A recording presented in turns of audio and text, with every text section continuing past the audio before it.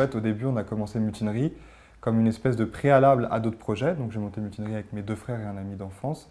Et on s'est dit, on va d'abord créer le cadre dans lequel on sera bien, dans lequel on pourra agréger autour de nous les gens avec qui on a envie d'être. Et à partir de là, naîtront des projets. Et en fait, Mutinerie, avec d'abord un espace de coworking, puis un autre espace de coworking rural, puis des formations, des événements, a pris plus de place que ce qu'on avait prévu.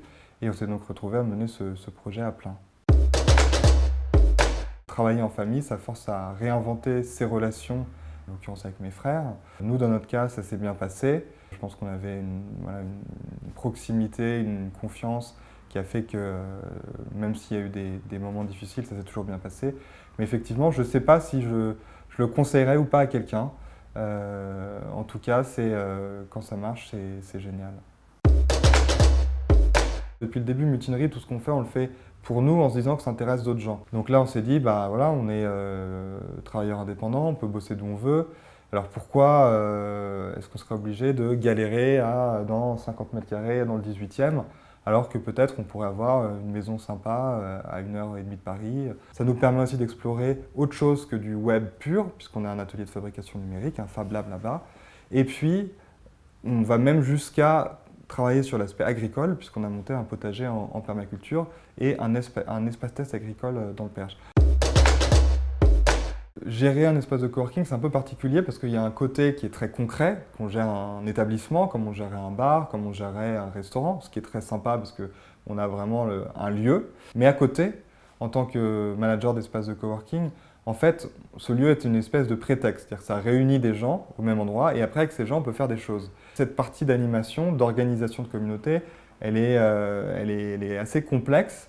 Elle passe par le design de l'espace, elle passe aussi par l'activité événementielle et l'animation, et puis sans doute par une dimension plus culturelle, qui est voilà, un peu le contrat social finalement qu'on vous propose, même si on ne le dit pas, mais le contrat social par défaut qu'on vous propose.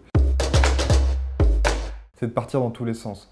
Il y a plein d'idées, il y a plein de projets, on fait ça sur la base de l'enthousiasme et tu te retrouves finalement à bosser de 8h à 23h pour la moitié des choses où tu ne gagnes pas d'argent. Il y a une question de dire pourquoi est-ce qu'on est là, c'est quoi notre mission et nous, ça a été important pour nous justement de poser ça pour pouvoir concentrer nos efforts dans une seule direction à la place de partir dans tous les sens.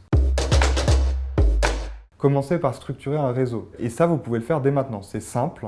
Ça ne coûte rien et en plus vous avez quelque part une récompense puisque dès le début vous rencontrez des gens qui sont intéressés, qui vous envoient un feedback et ces gens sont peut-être aussi vos partenaires à un moment pour développer le projet. Donc le deuxième conseil que je pourrais donner aussi, c'est de se concentrer sur un public donné et de ne pas vouloir tout faire à la fois.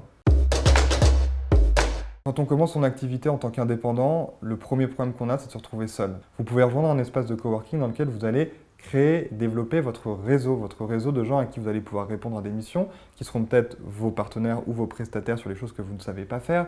Et puis vous allez être dans une dynamique où vous ne serez pas seul et vous allez avoir d'autres gens qui comprennent vos galères, qui ont le même rythme, qui peuvent vous donner des conseils aussi, même au-delà de l'aspect professionnel.